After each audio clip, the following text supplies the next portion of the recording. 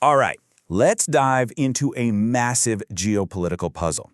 For basically all of recorded history, from ancient Rome to modern superpowers, countless empires have tried to redraw the map of the Middle East.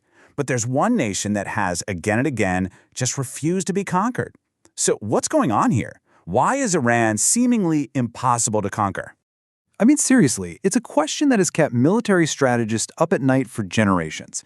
You have these major world powers who have looked at this huge piece of land, they've tried to control it, and almost every single time they've failed to win for good.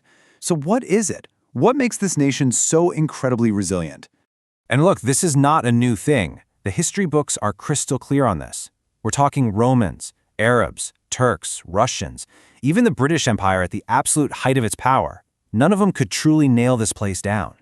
In fact, for the last 600 years, Iran's borders have barely moved. So the key here is that this isn't about one particular government or army. It's something way more fundamental. To really understand Iran, you have to start with its geography.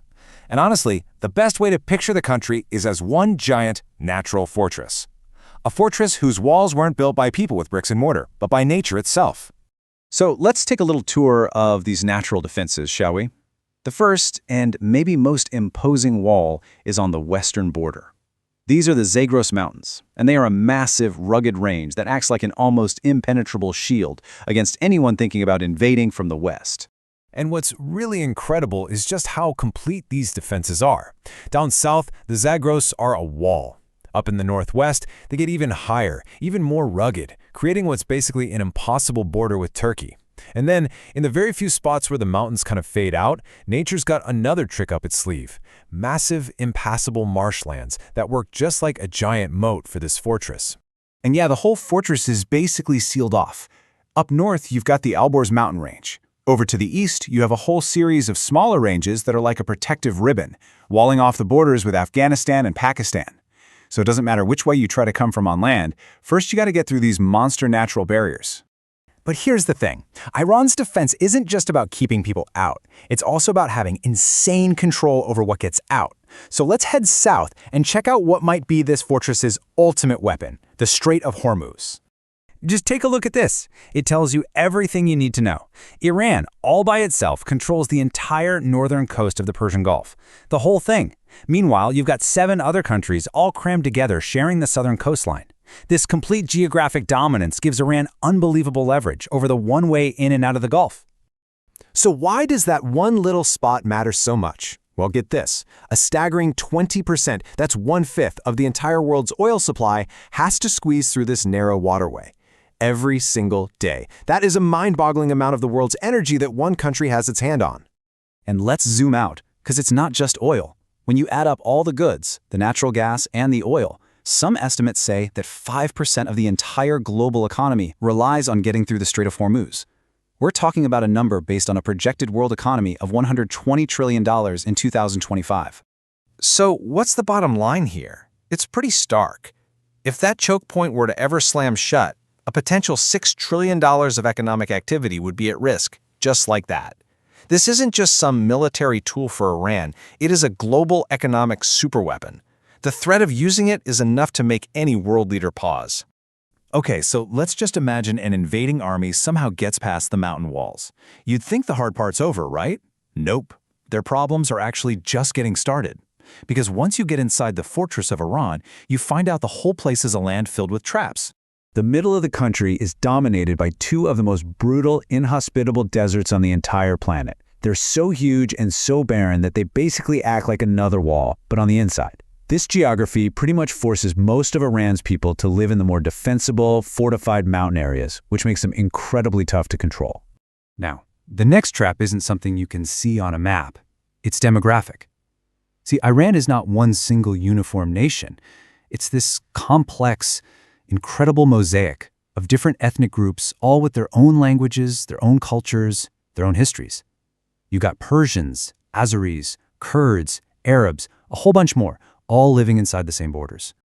And this diversity, it's a total double-edged sword. On the one hand, yeah, it can cause tensions and protests inside the country, making it a huge challenge for the government to manage.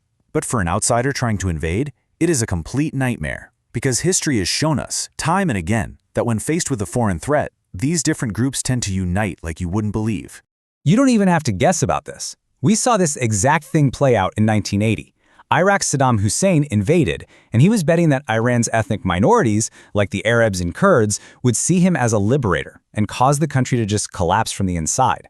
But the exact opposite happened. The invasion lit a fire under Iranian nationalism. All those diverse groups rallied together, and that brutal war dragged on for 8 long years, ending in a stalemate. So, we've got the fortress walls. We've got the economic choke point. We have the traps inside. But there's one final, and maybe the most overwhelming defense we have to talk about, and that is Iran's sheer massive size. This brings us to a really important military idea called strategic depth. The concept is pretty simple, but in practice, it's absolutely devastating for an attacker. The deeper an army pushes into your country, the longer and more fragile their supply lines for fuel, for food, for ammo become. The land itself starts to wear them down. And Iran has strategic depth in spades. We're talking about more than 1.6 million square kilometers. This is not some small country that you can just roll into and take over in a quick campaign. Any invasion is pretty much guaranteed to turn into a long, grinding, bloody war of attrition. So just try to put yourself in the boots of an invader for a second. Even if you manage to break through the border, your nightmare is just beginning. You've got to fight your way through mountain range after punishing mountain range, all while your supply lines are stretched to the absolute breaking point across those brutal deserts. By the time you finally get close to a major city, your army is exhausted, it's exposed, and it's incredibly vulnerable. And you have to understand, this is not an accident. This is by design. Iran's most important cities, its strategic centers like Tehran and Isfahan, they're not sitting right on the border waiting to be attacked. No, they are located hundreds of kilometers deep inside the country, using that massive strategic depth as their final and maybe their most powerful shield. So let's just quickly run through the layers of this incredible fortress one more time. You've got the impenetrable mountain walls. You've got the economic superweapon of the Strait of Hormuz. You've got the internal traps, the deserts, and a population that unites when threatened. And finally, you've got the crushing, overwhelming advantage of just sheer size. When you put all of that together, you get a picture of a nation that is, for all practical purposes, militarily unconquerable by any conventional army.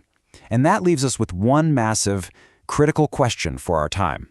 If you can't take the fortress head-on, what other options are even left for anyone trying to challenge the fortress of Iran?